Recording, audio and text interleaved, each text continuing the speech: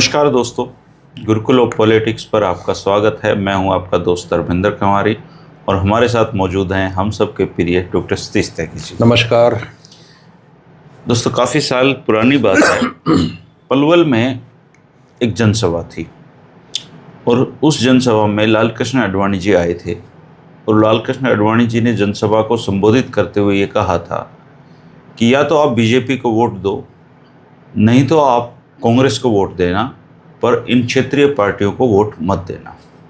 हालांकि उसके बाद उनका हरियाणा विकास पार्टी से गठबंधन हुआ और मिलकर उन्होंने चुनाव लड़ा और आज तक लड़ते आ रहे हैं। लेकिन इससे एक सोच भारत में पैदा हुई कि ये जो मल्टी पार्टी सिस्टम भारत में चलता है, क्षेत्रीय पार्टियों के जो वजूद है उसको मिटाया जाए और देश में टू पार्टी सिस्टम होना चाहिए, जैसे अमेरिका में होता है, डेमोक्रेटिक और रिपब्लिक। अब धीरे धीरे करके भाजपा सत्ता में आ गई 2014 में और क्षेत्रीय पार्टियों के साथ जो उसका संतुलन था वो इस कदर एक दूसरे में गुथमुत हो गया कि या तो क्षेत्रीय पार्टियां खुद ब खुद ख़त्म होती चली गई या उनको धीरे धीरे बीजेपी ने ख़त्म कर दिया। जो भी बीजेपी के साथ लगा हो या तो बीजेपी के गंगा में समाहित हो गया, धुल गया, या फिर वो टूट गया, जैसे बाल ठाकरे की पार्टी आज जिस हालत में है।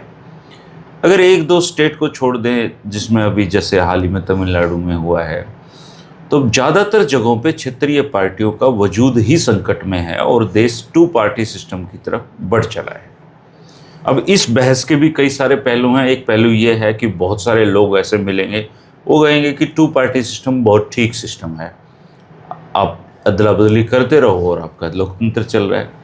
बहुत सारे लोगों का ये कहना है कि टू पार्टी सिस्टम भारतीय लोकतंत्र के लिए खतरनाक है, क्योंकि जब दो ही लोगों को चुनावी मैदान में रहना है, सत्ता में रहना है, तो वो फिर अपने हिसाब से सहूलियतों से आपस में समझौता भी कर सकते हैं और एक लोकल जो इश्यूज होते हैं, जो आम क्षेत्रीय जनता के जो मुद्दे दबाव होते हैं, उनको उठाने वाला कोई रहता नहीं है। तो ये बहस कभी ख़त्म नहीं होगी कि क्षेत्रीय पार्टियों का वजूद रहना चाहिए कि ख़त्म होना चाहिए। लेकिन सच ये है कि क्षेत्रीय पार्टियों का वजूद भारत में ख़त्म हो रहा है। ये भारतीय लोकतंत्र के लिए एक ऐसा संकेत है, इस बारे में आप विचार करके बता सकते हैं। डॉक्टर साहब जी, लाल कृष्ण आडवाणी की बात को आप कोट भी कर सकते हैं, किया था आपने कई बार, और मैं उसमें स्कूल में पढ़ता था जब उन्होंने ये बात कही थी। लेकिन मुझे तब भी ये बात बहुत अजीब सी लगी थी कि बीजेपी का आदमी कांग्रेस के लिए वोट मांग रहा है।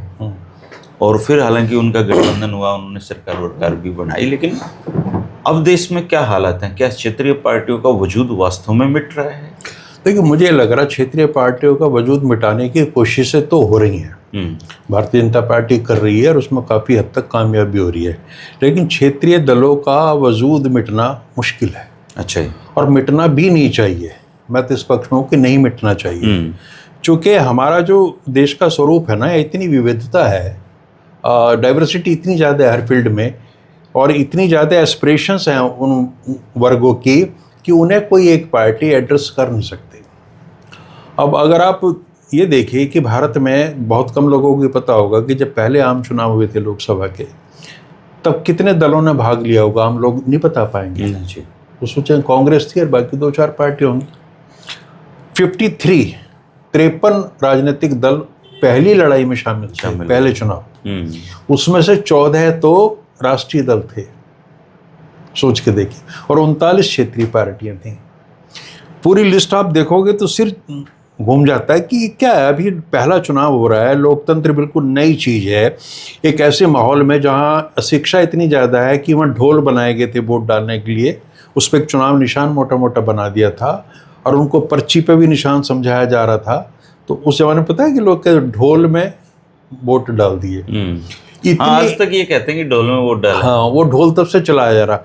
इतनी अशिक्षा जहाँ थी, वहाँ भी अगर 53 दल पहले चुनाव में भाग ले रहे हैं, तो आप सोचिए ऐसा क्यों हो रहा है। हुआ इसलिए है कि इस देश में चुनावों की शुरुआत हुई है 1920 से, और तभी से लोगों को ये लगने पड़ा कि भाई कोई भी दल आएगा, अब 2-3 दल तो चाहिए ना चुनाव के लिए, 2 तो चाहिए मिनिमम, और वो दोनों अपनी अलग अलग विचारधारा और उसके साथ आएंगे। तो उसमें कुछ लोगों को ये लगा कि इस दल विशेष की राजनीतिक विचारधारा को या इन लोगों को तो समर्थन मिल जाएगा, ये काउंसिल वगैरह में पहुंच जाएंगे, हम लोग रह जाएंगे। आप हरियाणा और पंजाब में देखिए, संयुक्त पंजाब में पार्टी तो पहले थी, हिंदू महासभा भी थी और भी पार्टियां थी, लेकिन किस आधार पे चौधरी छोटू राम और फजले हुसैन की पार्टी बनी? हाँ, किसान कम्युनिटी के मुद्दे, किसान के इंटरेस्ट में। तो उनको ये लग रहा था कि जो चुन के लोग आएंगे, जिनका बहुमत होगा, वो हमारे अधिकारों की पैरवी नहीं कर पाएंगे या हमारे साथ कोई ना कोई अन्याय हो जाएगा। उस अन्याय को रोकने के लिए उस पार्टी का जन्म हुआ। और आप देखिए, सब मतलब आज़ादी से पहले की मैं बात बता रहा हूँ, 1916 में जस्टिस पार्टी बनी तमिलनाडु में। क्यों बनी? इसलिए बनी कि मात्र 3% ब्राह्मण है वहाँ, और पूरी पार्टी वो एंटी ब्राह्मण पार्टी थी। उनको क्या खतरा था? कोई खतरा नहीं, 3% लोगों से क्या खतरा हो सकता है। लेकिन वो देख रहे थे लंबे समय से पूरी व्यवस्था पे वो 3% लोगों का ही प्रभुत्व बना हुआ था।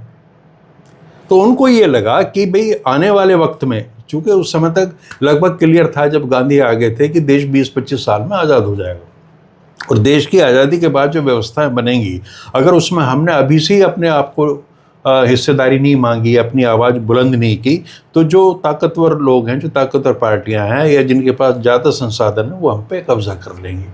तो उन्होंने तब बनाई। अब शिरोमणि अकाली दल 1920 में बन गया।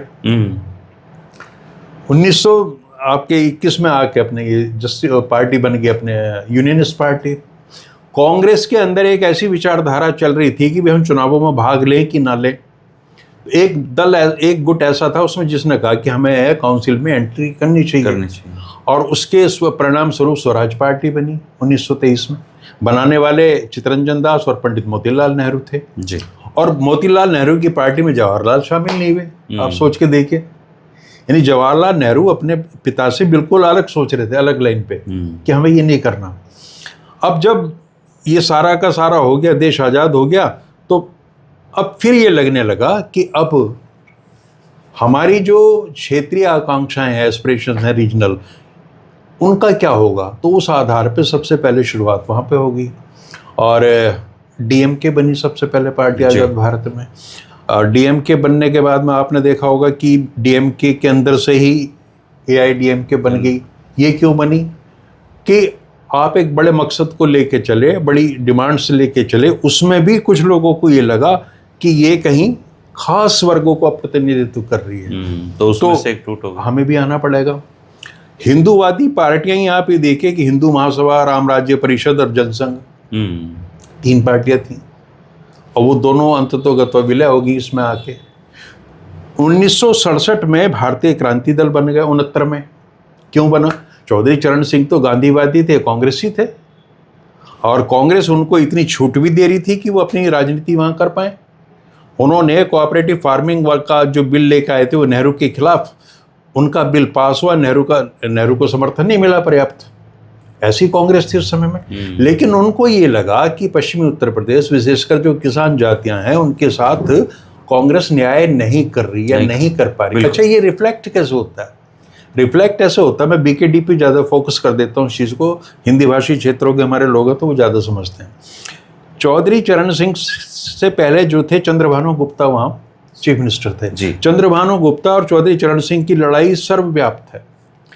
इस तरह तो नहीं लड़ते थे, वैचारिक लड़ाई थी सारी, बड़े आराम से लड़ते थे। तो चंद्रभानु गुप्ता, आप ये अब हैरत मानोगे कि होम मिनिस्टर थे, पुलिस मंत्री बोलते थे उस समय चौधरी चरण सिंह। और चंद्रभानु गुप्ता ने उन्हें जो सब इंस्पेक्टर्स की भर्ती हो रही थी उस लिस्ट से भी आउट कर दिया, चयन समिति से बाहर। यानी चंद्रभानु गुप्ता ये नहीं चाह रहे थे कि चौधरी चरण सिंह कांग्रेस के अंदर रहते हुए मजबूत हों। उनके चंद्रभानु गुप्ता का हर जिले में गुट था जो चरण सिंह के लोगों को परेशान कर रहा था। मतलब इतनी जबरदस्त गुटबाजी उस दौर में रही। और ये तब नहीं, पंत और संपूर्णानंद के बीच में भी थी, संपूर्णानंद और सुचेता कृपलानी और इनके बीच में भी थी। तो कांग्रेस में एक दल बनने की स्थिति तो हर समय थी। बहुत सारे दल तो कांग्रेस से ही निकले हैं। अब मैं बताऊं, अब क्या अभी तक निकलते जा रहे हैं। फिर एक ऐसा दौर आया जब पर्सनल एम्बिशंस होने लगी। लोगों को हो गया 30 साल हो गए, 25 साल हो गए देश को आज़ाद हुए, और अभी तो ये लोग हट नहीं रहे पुराने वाले, तो हमारा क्या होगा। तो उस आधार पे फिर पर्सनल एम्बिशंस को लेके पार्टियां बननी शुरू हुई। तो मेरे कहने का आशय है कि वैचारिक आधार पे जो पार्टियां बन रही थी या आर्थिक हितों को लेके या और कोई औद्योगिक या कृषि नीतियों को लेके जो पार्टियां थी वो एक अलग बात थी, उसको लोग समझ में आती थी वो बात। लेकिन फिर आ गई पर्सनल एम्बिशंस की बात। तो एक दौर में ऐसा लगा कि जैसे ही क्षेत्रीय पार्टियां अपनी एक भूमिका अदा करके धीरे धीरे लुप्त हो जाएंगी, लेकिन स्थिति बिल्कुल बदल गई है। आज आप फिर उत्तर प्रदेश में जाइए, हर जाति की कमोबेश एक पार्टी बन गई, हर एक जाति की। सही बात है। ओम प्रकाश राजभर वो भी एक पार्टी चला रहे हैं, अनुप्रिया पटेल पार्टी चला रही हैं, उसमें 2 गुट हैं, सोनेलाल और अनुप्रिया पटेल। एक महान दल है वो केवल सैनी बिरादरी का है, और खुलेआम तो कहते नहीं कि हमारी बिरादरी का, लेकिन धीरे धीरे अति पिछड़ों के नाम पे बसपा पहले से ही है वहाँ पे, बसपा ऑलरेडी है, और सपा मूल रूप से यादवों की पार्टी करार दी गई है, अपर कास्ट की पार्टी बीजेपी है, और कांग्रेस जो बचे कुछ मुसलमान हैं ये उनकी पार्टी है ना, ये किसी की भी बीच पार्टी में नहीं ओवैसी है। दिन चोट मार जाता है सबको। ओबीसी वहाँ पे एंट्री ले रहे हैं, कमोवेश यही स्थिति आपके बिहार में भी है। तो ये सब जगह चले जाइए आप, साउथ इंडिया तो हम उसकी तरफ ध्यान नहीं देते, सबसे ज़्यादा तो वहाँ है ना। अब एनटी रामाराव की आई, फिर उसमें से पार्टी निकलनी शुरू हुई। और मजे की बात जो परसों ही जो चुनाव आपके परिणाम आ रहे हैं कि एक रीजनल पार्टी को दूसरी रीजनल पार्टी रिप्लेस कर रही है। कर रही है। नेशनल पार्टी तो नहीं क्या, नेशनल पार्टी मतलब दूर खड़े हैं मुहाने पे, खड़े हैं, कोशिश कर रहे हैं 3-4 सीटें 5 सीटें शायद कांग्रेस की आई। तो रीजनल को रीजनल पार्टी ही कर रही है। हालात इतने बुरे हो गए कि क्षेत्रीय आकांक्षाओं का प्रतिनिधित्व करने के नाम पे जो दल बने थे वो रीजनल पार्टीज में भी सब रीजनल पार्टी बनने लगी। अब जैसे हमारे हरियाणा की 90 की विधानसभा है, तो अब ऐसे यहाँ लीडर हैं और कि वो सोचते हैं यार केवल 10 सीटों पे फोकस करो। यहाँ जो भी हरियाणा में आता है नया दल या जो सोच लेके आता है कांग्रेस और बीजेपी को परास्त करने की, वो कहता है कि एक ऐसी पार्टी की यहाँ बड़ी संभावना है जो जीटी रोड की पार्टी कहलाती है। ये चौधरी निर्मल सिंह यही तो कहते थे, जीटी रोड का मुख्यमंत्री होना चाहिए। तो एक पार्टी कुछ साल पहले आई थी, हरियाणा तृणमूल कांग्रेस, ममता बनर्जी जी की पार्टी आई थी। तो वहां भी ये डिस्कशन रहता था कि साहब ये उसका एरिया, ये उसका एरिया, तो ये वाला जो एरिया है ये खाली है, ये अभी खाली है। तो जीटी रोड की पार्टी, अश्विनी जो आपके इसके पंजाब केसरी के एडिटर थे, वो बड़े पक्षधर थे जीटी रोड की पार्टी बनाने के। एक सर्वजातीय मोर्चा बना था एक दौर में यहाँ, जिसमें ओम प्रकाश जिंदल थे, अश्विनी ये था, अरविंद शर्मा जो आज का मंत्री है ये था, और ओपी जिंदल थे। और एक नाम मात्र को उन्होंने एक छोटा सा चेहरा जाट ले रखा था। पार्टी मूल रूप से एंटी जाट पार्टी थी। अब उसको पता है कि जहाँ जाट बेल्ट है वहाँ आपको कोई सहारा मिलेगा नहीं। तो ऐसे जाटों में चले जाओ, ऐसे क्षेत्रों में जहाँ जाटों की संख्या कम है, ठीक है, तो वहाँ पे तुम्हें ये वाला जो जाएगा स्ट्रक्चर ही समझ में आ जाएगा। कौन भाई जिंदल हैं, शर्मा हैं, रघु यादव हैं, ये हैं वो हैं, और एक वो है ना। देख आप ऐसी पार्टी बना लोगे। लेकिन होता क्या, हर एक क्षेत्र का, हर एक प्रदेश का अपना एक स्वभाव होता है। हरियाणा में ये प्रयोग सफल नहीं हुए। हरियाणा में कैसी चीजें हुई कि जब चौधरी बंसीलाल को ये लगा कि भाई यहाँ संभावना खत्म हो रही है, पार्टी में जो दूसरा गुट है वो हावी हो रहा, तो उन्होंने हरियाणा विकास पार्टी बना ली। ऐसे ही जिसकी वजह से हरियाणा विकास पार्टी बनी थी, जिसके डोमिनेंस की वजह से उसको एक बार निकलना पड़ा, उसने हरियाणा जनहित कांग्रेस जनहित पार्टी बना ली, है ना। अब ऐसे लोग लगे जिनकी निकलना तो चाह रहे हैं लेकिन सामर्थ्य नहीं है पार्टी बनाने की, तो वो उस मेन पार्टी में जाने लगे, इधर उधर ठिकाने ढूंढने लगे। तो ये जो चलता है ना, सेटिंग इधर की मिल लो, उससे मिल लो। और गोपाल कांडा तक ने पार्टी बनाई, और वीरेंद्र मराठा ने पार्टी बनाई, विनोद शर्मा जी ने बनाई, विनोद शर्मा ने बनाई पार्टी। और फिर पता चला कि वो 2-3 महीने बाद नामो निशान ही नहीं रहा उस पार्टी का। तो ये व्यक्तिगत आकांक्षाओं के चलते पार्टियां बनती। कांग्रेस से निकल के देवीलाल जी ने पार्टी बनाई, देवीलाल जी की पार्टी से अब फिर 2 पार्टियां निकल गई। 2 पार्टी उस परिवार की पार्टी में से निकल गई। हो सकता है 10-12 साल बाद इसी में से आईएनडी जेजेपी में से एक पार्टी और निकलेगी, चूंकि बंटवारा होना संपत्ति का, एसेट्स डिस्ट्रीब्यूशन है ना। ये नेताओं ने संपत्ति अर्जित की है, अब उसका परिवार में जैसे कोठियां, फार्म हाउसेज और ये चीजें बटेंगी तो ऐसी पार्टी भी बटेगी। अच्छा, क्या एक ये बड़ा कारण क्षेत्रीय पार्टियों के नुकसान होने का ये भी रहता है कि ये जब सत्ता में आते हैं तो पैसा बहुत कमाते हैं ये लोग, या फिर इनका दिखाई ज्यादा दे जाता है क्योंकि चूंकि ये रीजनल होते हैं? नहीं, कमाते भी हैं। पैसा कमाना एक बिल्कुल अलग विषय है। एक दौर था जब राजनीति में पैसा कमाने की संभावना नहीं होती थी। जैसे जैसे देश की आर्थिक संरचना का विस्तार हुआ है, भ्रष्टाचार की क्षेत्र भी बढ़ता है और उसका जो अमाउंट है वो भी बढ़ती है। पहले कौन क्या करेगा, ज़्यादा से ज़्यादा कोई गया किसी के पास, मास्टर पटवारी लग रहा है, ट्रांसफ़र कर दे, नौकरी की बात होगी। सुपतो को कहानी नहीं था, आम आदमी की इन्वॉल्वमेंट नहीं थी। एक खास वर्ग था जो ठेकेदारी करता था, टेंडर लेता था, ये लेता था, लाइसेंस को। अभी तो मैं कल यूट्यूब चैनल पे देख रहा था, ये जो जेजेपी पार्टी के दिग्विजय चौटाला, इनके घर का टूर करा रखा था किसी। हाँ, मैंने भी देखा वो। मैं हैरान हो गया क्योंकि ये ना तो नौकरी करता है कोई, ना किसी इंडस्ट्रियल आदमी के घर में। ये एक सामान्य मतलब एक किसान के घरों में पर इतने करोड़ों के मतलब इनके बंगले बन गए। वो हमने पहले, और ये तो चलो उसने बेचारे ने दिखा दिया यूट्यूब चैनल पे। ऐसे बहुत सारे लोग जो चैनल पे दिखाते नहीं है, अरबों की संपत्ति हो रही है। आप ये देखिए, हमें कोई उससे कष्ट नहीं है। नहीं, अभी उनकी कमीज को, टी शर्ट को लेके बात चल, वो तो बेफालतू की बात। जब इतने करोड़ का घर है तो फिर दिग्विजय से किसी ने पूछा जी आपकी शर्ट को लेके बात हुई, तो उसने जवाब ये दिया था, फिर मैं शर्ट भी नहीं पहन सकता क्या? उन्होंने ये नहीं कहा कि महंगी है, सस्ती है, या मैंने नहीं। इसका मतलब उन्होंने ये मान लिया भैया मेरे पास है और उस ठीक बात है और मैं इसका इस्तेमाल करूँगा। अभी एक इंटरव्यू में अभय सिंह के बेटे से वो रिपोर्टर पूछ रहे थे कि माल आपके पास, बोला है मैं मानता हूँ है, तो ये तो स्वीकार कर रहे हैं। और वो वजह ये बताते हैं कि सब हमारा पुश्तैनी है। अब उस पर लोग अपने सवाल करते रहे, भाई चौधरी देवीलाल तो बहुत सादगी से रहते थे, या ओम प्रकाश जी की स्थिति थी, है ना, और बच्चे तो रहेंगे। अब इनकी तो छोड़ो सर, आप किसी मतलब आप महाराष्ट्र में चले जाओ, अब बाला साहब के पास के औलाद के पास के पैसे कमी है। जितनी भी क्षेत्रीय पार्टियां हैं, मुझे तो कोई अपवाद शायद ही कहीं ढूंढने पे मिले, इन्होंने सबसे पहले अपनी आर्थिक स्थिति मजबूत की, लालू यादव के बच्चों के, और इस आधार पे की कि चुनाव लड़ने के लिए पैसा चाहिए, आर्थिक संसाधन चाहिए। तो वो आपको, अब जब आप चीफ मिनिस्टर हो जाते हैं तो दुनिया भर की जगहों से पैसा आता है, तो उसमें आप पार्टी के लिए भी खर्च करते हैं, अगले चुनाव के लिए भी आपको पैसा खर्च करना है, और अपने विस्तार पे और अपनी जो शान और शौकत है उसको मेंटेन करने के लिए भी खर्च करना है। और अब इनके विकल्प में जो पार्टियां हैं, कांग्रेस, बीजेपी, अब ये कौन सा पीछे रखते हैं पैसा? तो ये भी नहीं, मैंने तो ऐसे लोग देखे हैं जो एक जमाने में मंत्री रहे हैं और अब भूतपूर्व हो गए, उनकी जो छटपटाहट है, तो व्यक्तिगत बातचीत में कहते हैं कि यार हमारे समय में तो कुछ था ही नहीं। आज जब वो सुनते हैं कि भी फलाने ने वो काट ली कॉलोनी और उसमें वो 250 करोड़ मार गया, 500 करोड़ मार गया, या उसने फैक्ट्री में साझा कर लिया, उसने वाइन की फैक्ट्री लगा ली, ये आम बात है। और पैसा बना रहे हैं ये क्षेत्रीय पार्टियां, क्या ये जो राजनीतिक पार्टियां हैं राष्ट्रीय, ये बहुत पैसा बना रही है। तो 20-25 साल पहले जिस एमएलए, मंत्री या सांसद ने अपनी स्थिति आज की तारीख में खींचतान के जैसे तैसे करके 50-60 करोड़ या 100 करोड़ की बनाई होगी अधिकतम, उसे अब अफसोस तो होगा ना कि यार उसके अब नई पीढ़ी के पास तो 2000-5000 करोड़ है, 10,000 करोड़ है, मतलब डर लगता है इतनी भारी अमाउंट से।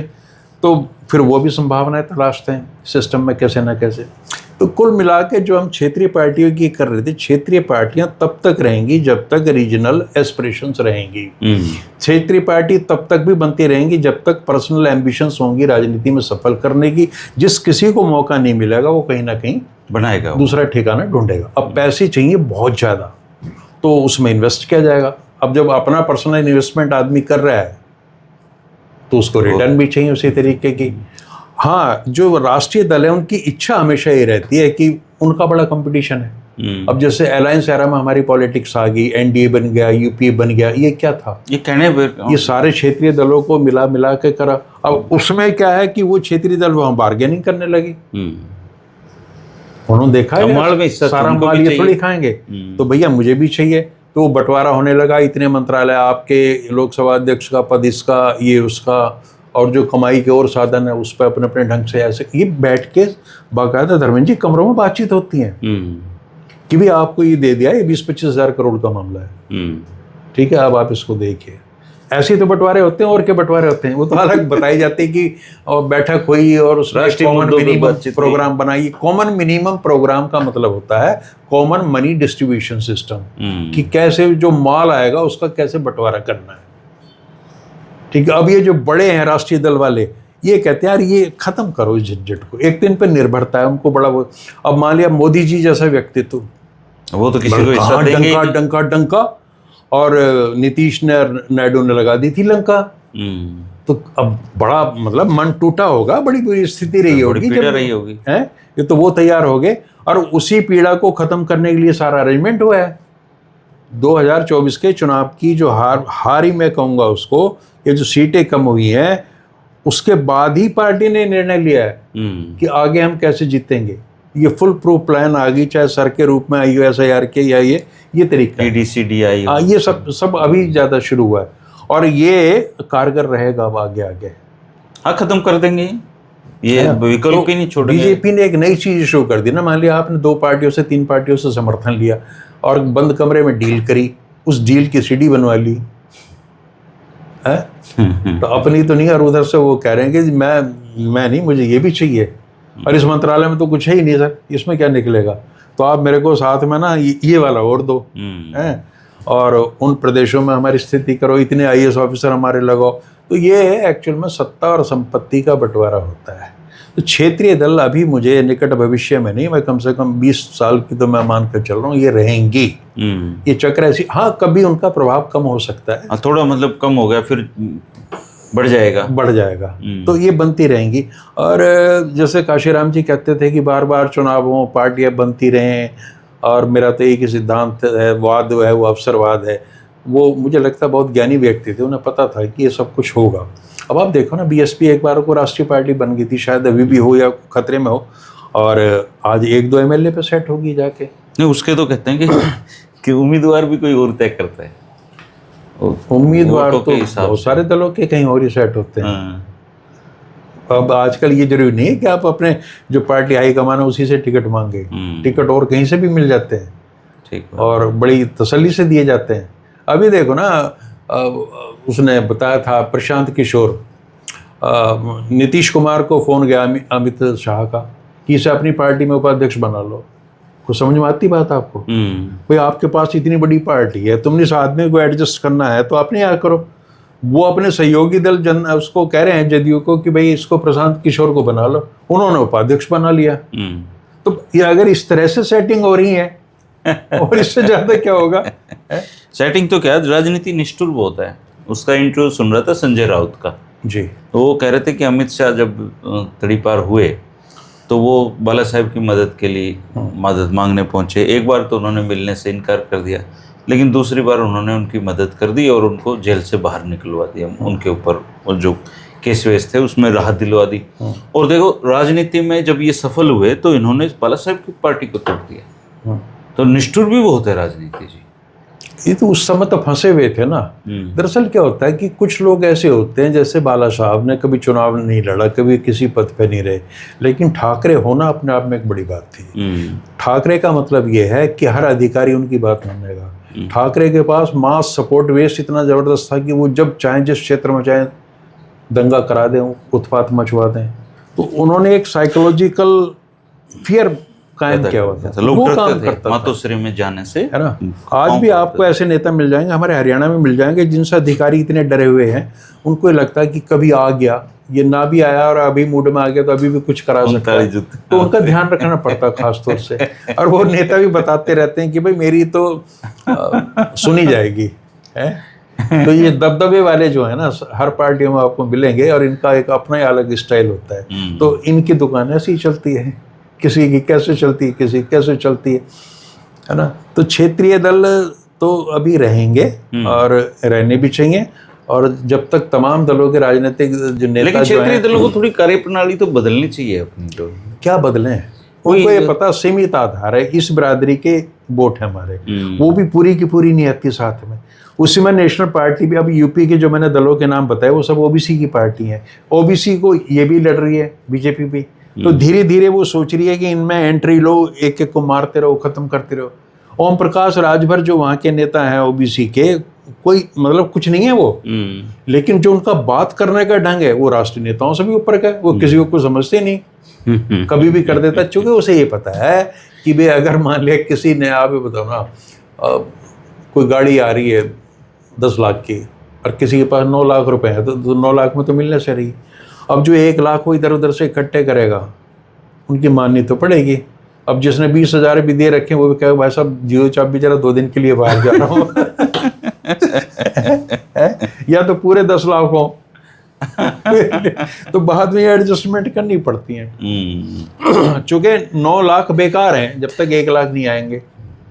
बाकी अब जैसे मोटा मोटा सा देखे तो आधार तो किसका है क्षेत्रीय पार्टियों का, पूरे देश का खिसका है। लेकिन आप ये देखो, अब मान लिया बंगाल में लग रहे ममता खत्म का मतलब ये थोड़ी कि कांग्रेस आ जाएगी।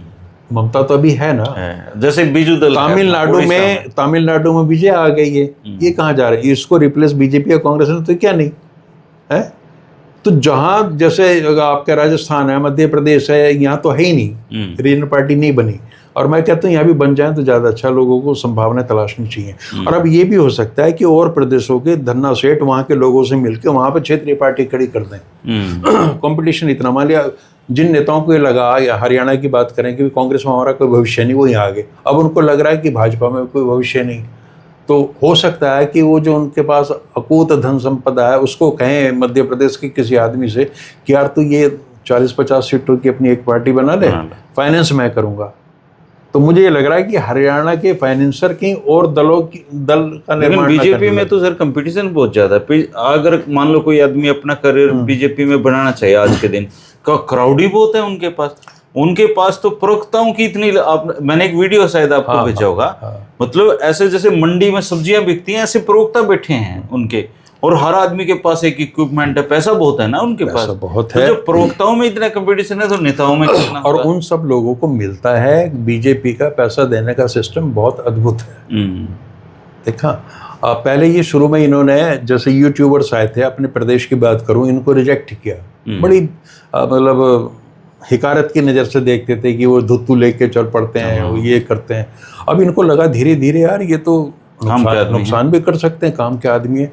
तो एक पॉलिसी बनाई गई, पैसा देते हैं हर महीने कि हम आपको पैसा देंगे और आपने हमारे ये प्रेस नोट वगैरह जो है ये चीजें बतानी है। तो उसमें एक बहुत बड़ा हिस्सा यूट्यूबर्स का उसमें शामिल हो गया। अब वो जो यूट्यूबर हैं जो बनाने वाले हैं वो कोई सेठों के परिवार से तो आते नहीं, वो बेचारे बेरोजगारी है और जैसे तैसे अपना जीवन संघर्ष कर रहे हैं। उनको बिना कोई लंबा चौड़ा प्रयास किए अगर 20-25 हज़ार रुपए महीना मिल रहे हैं, नहीं 20-25 का तो विकल्प ही नहीं है, उसमें 50 से शुरू हो रहा है, 50 से शुरू हो रहा है, तो ये तो और भी अच्छा है। 50 से शुरू हो रहा है, 2-2.5 लाख तक की इनकम महीने की फिक्स है, तो ये तो अच्छी इनकम है। हाँ अच्छी इनकम है, उनका गुजारा अच्छे से हो जाता है। तो वो लोग वहाँ पे उनका प्रचार करते रहते हैं। अब उनसे आप उम्मीद करो, एक्चुअली वो भी गोदी मीडिया ही है। हाँ यूट्यूबर्स का एक तरह का गोदी मीडिया है वो, तो वहां से वो सरकार की एंटी खबर ही नहीं चलाते, सीधा। तो जब भी वो जो पैसा जा रहा है वो इस बात का नहीं जा रहा कि सरकार कोई एड चला रही है उसे, वो पैसा एक्चुअली में इस बात का है कि वो सरकार के खिलाफ कोई बात नहीं करेंगे, बाकी वो कुछ भी करें, वो सास बहू के झगड़े दिखाएं, थानों के दिखाएं, वो कोई प्रॉब्लम सरकार के खिलाफ नहीं, सरकार के खिलाफ कुछ नहीं बोलना। बाकी आप और जब सरकार को कोई ओपिनियन बढ़ाना होता है तो फिर वो उनको बोलती है कि ये ऐसा, और वो मेरे ख्याल से सब्सक्राइबर्स वगैरह के आधार पर तय होता है कि किसकी कितनी औकात है, उसके हिसाब से उसको टुकड़े डाल दिए जाते हैं। हाँ उस तरह के बहुत सारे लोगों के घर चल रहे हैं ऐसे, बहुत चल रहे हैं। चलो अच्छी बात है, बेरोजगारी दूर और ये खास बात है हरियाणा नहीं, ये बीजेपी शासित जितने भी प्रदेश है सब में ये पॉलिसी बनी हुई है। इवन केजरीवाल ने ये पॉलिसी बना ली थी, हालांकि अब तो उसकी पार्टी का भी बुरा हाल है, पर केजरीवाल ने बना ली थी। लेकिन ये जो आमदनी है ना ये स्थायी तो नहीं है, पंजाब सरकार दे रही, स्थायी नहीं है सर, लेकिन 5 साल के लिए सरकार स्थायी है तो 5 साल काम चल जाए अगले का, फिर आगे और देखेगा। और भी बहुत सम्मान मिलते रहते हैं, बिल्कुल सब आपके मेरे जैसे तो दिवाली वगैरह में गिफ्ट आ जाता है, हमारे से तो कोई हिम्मत ही नहीं करता करने की कौन आ सकता है। अब उनको यही दर्द है कि हमने 100 लोग सेट कर लिए, वो हमारी तारीफ करते हैं, और ये 2 आदमी है, ये नाक में दम क्या हुआ है, इनको कैसे सेट करें। तो हमें सेट करने का तरीका, जनता को सेट कर दो जी, जनता के लिए अच्छे काम करो, हम तो उनके साथ हैं, क्या बिल्कुल साथ है ना। सही बात, सरकार से तो कोई विरोध ही नहीं है, सरकारी नीतियों से विरोध है। नहीं बस ये है, सड़क पर चलते सावधानी बरतें और कुछ ऐसा काम ना करें गलती से भी, चूँकि जितना पॉलिटिकल आदमी से कोई लंबी चौड़ी दुश्मनी नहीं होती, लेकिन हमारे जैसे को अगर टांग दिया ना ठीक से कुछ भी हो सकता है। दोस्तों क्षेत्रीय पार्टियां फिलहाल खत्म नहीं होंगी, ऐसा त्यागी जी का मानना है। मेरा यह मानना है कि क्षेत्रीय पार्टियों ने अगर खुद को नहीं बदला तो जल्दी खत्म हो जाएंगी, और ये इस पे और लंबी बातचीत हो सकती है। जितनी करप्ट राष्ट्रीय पार्टियां हैं उससे कहीं ज़्यादा करप्ट क्षेत्रीय पार्टियां भी हैं, और करप्शन के बीच में फिर जनता कहीं नहीं रहती है। बदलना सबको पड़ेगा एक ना एक दिन, क्योंकि जिस हिसाब से पूंजी का बंटवारा हो रहा है उस हिसाब से तो बचपन में सुनते थे कि अमीर अमीर होता आ रहा है, अब सच में लग रहा है सर, दिख रहा है। हाँ, तो ये तो पूंजीवाद का तो सफर ऐसे ही शुरू होता है ना। हाँ, कि अमीर वास्तव में जो लोग अपना गुजारा मुश्किल से चला पा रहे थे वो दिनों दिन और मुश्किल में होते जा रहे हैं। आप ये देखिए, सैकड़ों साल पहले की जो मुहावरे हैं, मनी बिगेट्स मनी, पैसा पैसे को कमाता है, ये जिसने भी कहा होगा, ये अभी तो आया नहीं, 20-25 साल का तो मुहावरा है नहीं। थ्योरी है कॉमर्स तो की। धन से धन पैदा होता है, आदमी नहीं करता धन पैदा। तो अब ये अपने ऑटोमेशन में आ गई सारी चीजें। और चंदे की अगर बात करो आप, तो बीजेपी को तो कोई मतलब पैसे के बल पे तो कोई हरा ही नहीं सकता जी। ना मतलब ही नहीं उठता। इतने हजारों करोड़ रुपए। और भाजपा भी, आप ये देखिए ना, कोई भी मान लिया ये दल है भाजपा भी एक जमाने में, और आज भी मैं तो भाजपा को रीजनल पार्टी मानता हूँ। आप गंगोत्री से गंगा सागर तक आ गए, लेकिन पूरा दक्षिण भारत आपकी पहुंच से बाहर है अभी तो आप भी क्षेत्रीय हो। तो इन क्षेत्रीय दलों की विशेषता है, राष्ट्रीय दलों को भी कई बार क्षेत्रीय दल बना देते हैं। एक आदमी है ना, खाट की पांत ढीली करके सोता था जी। तो वो उसके लड़के ने पूछा कि आप ऐसा क्यों करते होते जी? बोला यार कोई ऐसे लाठी मारेगा ना तो बाई पे लग जाएगी, मुझे नहीं लगेगी। और बोला किसी ने ऐसे खोद करके मार दी तो? बोला वो तू बताया जाके। तो ये जो दक्षिण भारत है जिसमें बीजेपी की नजर नहीं है, आप बता दोगे उनको कि भाई ये और जीत लो। वो तो उनका तो लक्ष्य है, वो कर नहीं पा रहे, है ना। तो उनका एक्चुअल में जहां तक विस्तार होना था हिंदू मुस्लिम के आधार पर, वो हो चुका। और इससे ज्यादा चाहिए भी क्या उनको? और मान लो ये स्टेट उसको ना मिले कभी भी, तो क्या फर्क पड़ता है उसको? वैसे भी घोड़ा थक जाएगा, कहाँ तक जाएगा घोड़ा, अश्वमेध का घोड़ा, उसकी भी एक क्षमताएं होती है ना। अल्टीमेटली लोगों का दबाव तो रहता ही है सर थोड़ा। हाँ, कांग्रेस, अब वो कहते थे कांग्रेस मुक्त भारत, कांग्रेस मुक्त भारत, अब तो ही नहीं कांग्रेस मुक्त। पर लगे हाथ में एक बात बता दूं, एक स्वामी साक्षी जी महाराज हैं उत्तर प्रदेश में, बड़े विवादास्पद हैं, कभी सपा में कभी भाजपा में, ये है वो है, तो बहुत गंभीरता से मैं उन्हें नहीं लेता। लेकिन एक बात मुझे 2015-16 में उनका बयान हमेशा याद आता है, वो वीडियो में कई बार देख लेता हूँ। उन्होंने कहा था हम साधु आदमी हैं, संत आदमी, हम जो कहते हैं सही कहते हैं, भूल जाओ 50 साल इस देश में चुनाव नहीं होंगे।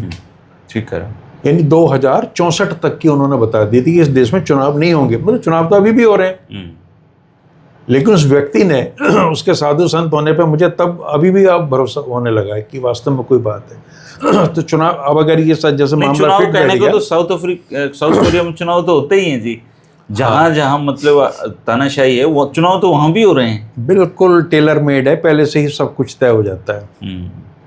लेकिन बस वो दिखाने के लिए होते हैं भाई, जस्टिफिकेशन करना होता है, जस्टिफिकेशन करना होता है। और माफी बकायदा, वो तो किम जोंग तो माफी भी मांगता है कि मुझे 0.1% लोगों ने वोट नहीं दिया, मैं उनसे। वहाँ आज मैं सुन रहा था, हम बात बहुत करते हैं, बातों में से बातें निकल आती हैं कि वहाँ जहाँ के भी है ना, कोरिया नॉर्थ के साउथ के, वहाँ उनकी मर्जी के बिना बाल भी नहीं काटे जाते हैं। मतलब वहाँ बाल कटवाने का, हेयर कट का भी कुछ सिस्टम है। तो ये होना है भारत में। वो शुभेंदु अधिकारी जो पश्चिम बंगाल का मुख्यमंत्री बनने जा रहा है, इतनी बाहियात उसने टिप्पणी करी है कि सबका साथ सबका विकास। बोला ना ना ना, इसको बंद करो, जो मेरे साथ है मैं तो उसका विकास करूंगा, मैं सिर्फ हिंदुओं ने मुझे। और वही आदमी, धूर्त आदमी, कल शपथ लेगा जब भी, उसमें ये कहेगा मैं सबके साथ धर्मनिरपेक्ष और ये काम करूंगा, भेदभाव नहीं करूंगा, और कोई किसी का कुछ नहीं बिगाड़ रहा। तो हम इस दौर में आ चुके हैं। सही बात। हो सकता है दोस्तों आपके कच्चे का कलर खाकी हो जाए आने वाले समय। कुछ भी, गणवेश के तो वो 1 नेशन 1 इलेक्शन 1 तो 1 हो सकता है, सबको एक तरह की, पहले उनके कार्यकर्ताओं पर शुरू होगी ये बात बता दो। वो तैयार है सर, वो तैयार। आप इस बारे में क्या कहेंगे दोस्तों? कमेंट करके जरूर बताना। क्या क्षेत्रीय पार्टियां देश में होनी चाहिए या 2 पार्टी सिस्टम होना चाहिए? अब तो 2 पार्टी की भी छोड़ो, 1 पार्टी सिस्टम होना चाहिए। इस पर आप अपने विचार रख सकते हैं। शुक्रिया, नमस्कार। नमस्कार।